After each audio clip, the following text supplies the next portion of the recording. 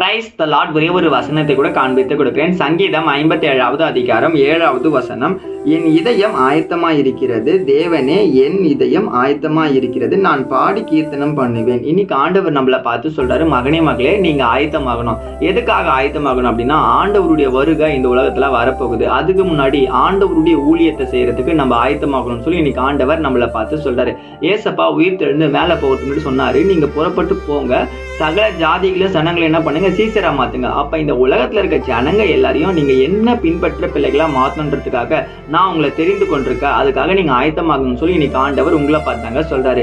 எத்தனையோ பேர் ரீல்ஸை தள்ளி விட்டு போறாங்க. நீங்க பார்த்துட்டு தானே இருக்கீங்க, இந்த வசனத்தை விசுவாசிக்கிறீங்க தானே. சில நன்மையான வசனங்கள் கேட்டா அதை விசுவாசிக்கிறீங்க. இந்த வசனத்தையும் நீங்க விசுவாசிச்சு, ஆண்டவரே உங்களுக்காக நான் ஊழியம் செய்ய போறேன், உங்களுக்காக ஆத்துமாக்களை ஆதாயப்படுத்த போறேன்னு சொல்லிட்டு நீங்க பொருத்தனை பண்ணும்போது அந்த பொருத்தனை ஆண்டவர் நிச்சயமா கேட்பாரு. உங்க வாழ்க்கையில பல பிரச்சனைகள், போராட்டங்கள், தடைகள் எல்லாமே இருக்கலாம். அது எல்லாமே நிச்சயமா மாறும்.